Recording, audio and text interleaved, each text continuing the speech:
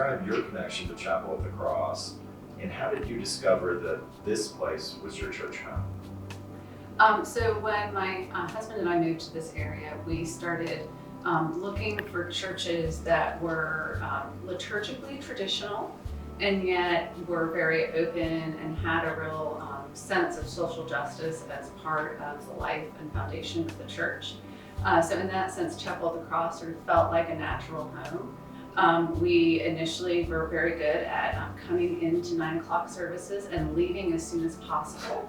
But slowly but surely began to meet people and realized we had friends at the church. And of course, once we had children, I think anybody who's gone through the experience of having your child baptized at a church and realizing the promise that not just you are making to your child, but the entire congregation is making to the child and the life of your child really sort of hooked us into the church.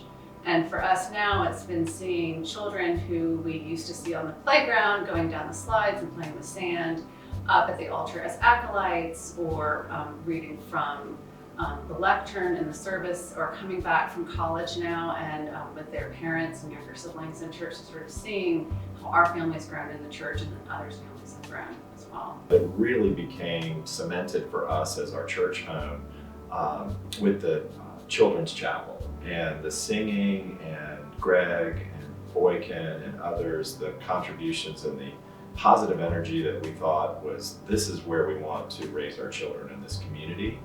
And then I think for the adults, for Mildred and I, it was really I hate to say the high quality of the sermons, but it really was an elevated place to become inspired and continue our journey in faith as a family, as our whole family. So we've had our periods of regular and irregular visits to the church, but we've never felt better than right now about the energy and the new clergy that have arrived. The music program is amazing, and so we've never felt better about Chapel of the Cross. Emily, share with us why you pledged to Chapel of the Cross. Sure. So I think, like probably a lot of folks in the congregation, both my husband and I were raised by parents who sort of taught us that you should support your church and support your community with time, talent, and treasure, and that sort of making a pledge to your church's annual fund was just sort of something that you did.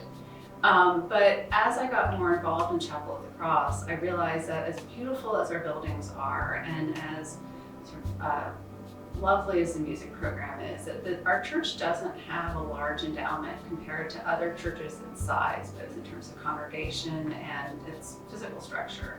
And so that it was going to be really important for us to support the church as much as we can through the annual fund in order to really take care of the building and the people in the church. And I initially had some hesitation about how much to do, so sort of thinking, would it be selfish to do it, or would there be another need in the community that would be greater?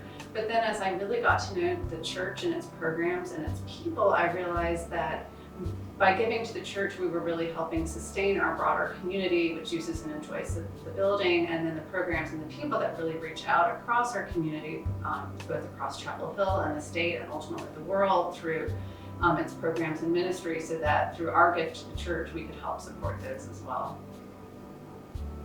Patrick, can you share a little bit about what led you to pledge to Chapel of the Cross? Sure. I think for us, and maybe for a lot of families here, there's a period early on where you are testing things out, like how do we fit in this church or this community? And for us, like I think many, we went through that period. And once we became certain of our place here, that this is where we wanted to raise our children and to have our church home here, we started to become more involved. We met people on the vestry. We stayed after service and made new friends. And through those connections in that community, you start to find out a lot more about the church. And so our journey was maybe a slow one or sporadic one to finding a real contribution or a way to pledge for Chapel of the Cross, to see the investment that they make in us, and that we need to return that back to the church to build on these great programs. And so Part of it was a feeling of comfort with the church first, and then after that, it was like, we really want to be part of this community, and to do that, you need to pledge and you need to contribute. And wow, there's just so many other things that flow from that.